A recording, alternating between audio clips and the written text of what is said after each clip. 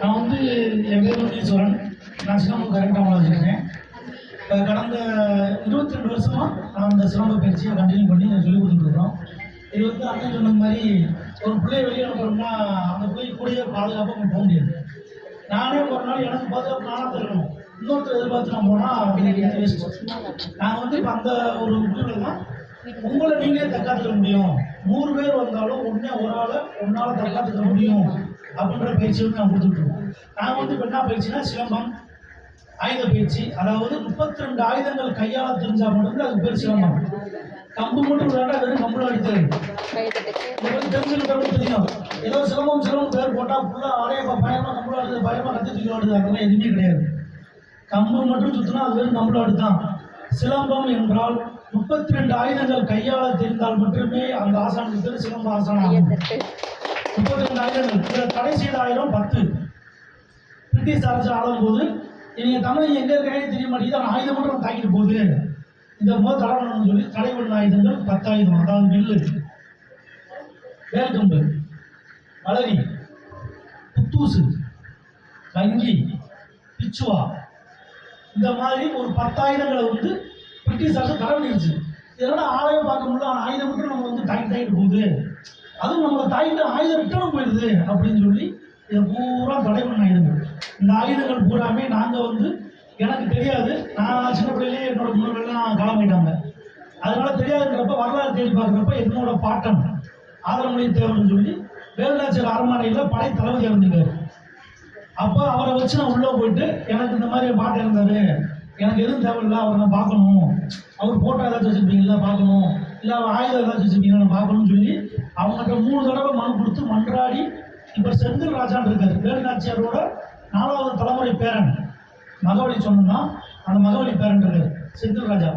அவரை பார்த்து அவர் மூணு பேரை காமிக்கும் போது அந்த அந்த ஃபோட்டோவை பார்க்குறது ஒரு கம்பீரமாக இருந்துச்சு. அப்போல்லாம் வரைபட ஃபோட்டோ, முண்டாசு தான், வெறும் முண்டாசு, பனியன் சட்டை எதுவுமே கிடையாது. வேஷ்டியை மடிச்சு கட்டி முண்டாசு கட்டி வெல்கம் போச்சு கொடுத்தாங்க. அப்போ அந்த ஆயுதங்கள்லாம் பார்த்து என்னை ஃபோட்டோ எடுக்க பண்ணிட்டாங்க. நான் ஆயுதங்கள்லாம் பார்த்து ஒரு ஆயுதமாக பார்த்துட்டு வந்து அதை வீட்டிலே உட்காந்து படம் வரைஞ்சி அதை திருநெல்வேலியில் போயிட்டு திருநெல்வேலி தான் கழுத்துனாங்க, 3-6 அழுத்தம் பண்ணிட்டாங்க. அந்த ஆயுதங்களை பூரா புதுப்பிச்சு உசுறு கொடுத்து எல்லா ஆயுதமும் கிட்டத்தட்ட 3 லட்ச ரூபாய்க்கு நான் செஞ்சு சொந்தமாக செஞ்சு வச்சுக்கிறேன்.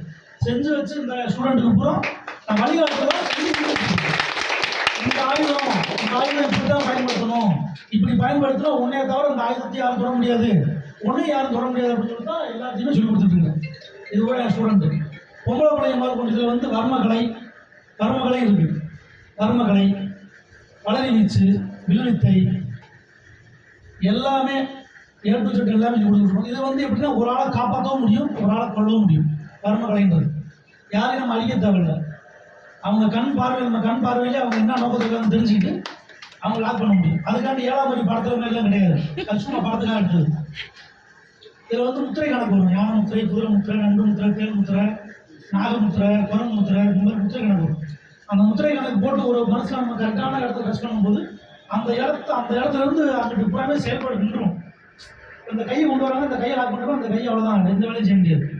இந்த மாதிரி பொம்பளை பிள்ளைகளுக்கும் 8 வயசு கிட்ட பிள்ளைகளுக்கு நான் சொல்லிக் கொடுத்தேன். சொல்லிக் கொடுத்து அந்த பிள்ளையை டெவலப் பண்ணி அது என் பொண்ணு. அந்த பிள்ளையை வச்சு மற்ற பொம்பளை பிள்ளைகளுக்கு நான் சொல்லிக் கொடுக்க ட்ரைனிங் கொடுத்துருக்கேன். ஏன்னா மற்ற பிள்ளைகளில் ஒரு ஏஜ் கூட நம்ம தொட முடியாது, பொம்பளை பிள்ளைனாலே தொட முடியாது. அது வந்து நம்ம தமிழனுக்கு உண்டான கலாச்சாரம் அது கிடையாது. 8 வயசு வயசுனா அது பெரிய பிள்ளை, அந்த பிள்ளைய நம்ம தொட்டு சொல்லிக் கொடுக்க முடியாது.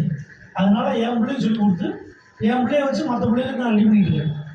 அந்த மாதிரி பண்ணிட்டு இருக்கோம். இதில் இன்னொரு விஷயம் மன வயசுக்காக இருக்கணும். எந்த இடத்துலையும் வந்து நம்மளால முடியும். ஒரு 100 பேர் இருக்காங்க, 100 பேருக்கு என்ன கான்செப்ட் என்ன இருக்கணும், 10 பேர் கொண்டோம்னா 90 பேர் ஓடிடுவோம். இந்த கான்செப்டில் பிள்ளைய சொல்லி கொடுத்துருக்கீங்க. உங்களை பிள்ளைங்க எங்கேயும் பயப்படாத, யார் தொட்டாலும் தூக்கு. அப்பே அண்ணன் 2 பேருக்கு தவிர தொட்டு பேசணும், தூக்கிட்டு வா. யார் அடிக்க சொன்னாங்கட்டா மாஸ்டர் அடிக்க சொன்னான்னு சொல்லிட்டு வா, நான் பார்த்துக்கிறேன் ட்ரைனிங் கொடுத்துருக்கேன். அதனால எல்லா பேரும் முடிஞ்ச அளவுக்கு ஏதோ ஒரு கலைகளோ மற்றதோ கற்றுக் கொடுங்க. இப்போ இருக்க பிள்ளைங்க வராமல் உண்மையிலே சொல்லணும்னா போதைப் பொருள் சொன்ன மாதிரி போதைப் பொருள் ரொம்ப அடிமையாக இருந்துச்சு. உங்களை பிள்ளைய முதல் உண்டு. அதனால ஏதாவது ஒன்று நீங்கள் அந்த பிள்ளைய மனசில் வளர்த்து விட்டீங்கன்னா அதில் போகும்போது சீராகி கண்டிப்பாக இதுக்குள்ளே போகிறதுக்கு வாய்ப்பே இல்லைன்றதை நான் தெரிவிச்சுக்கிறேன். இது பேசுகிற வாய்ப்பு கொடுத்ததுக்கு நன்றி.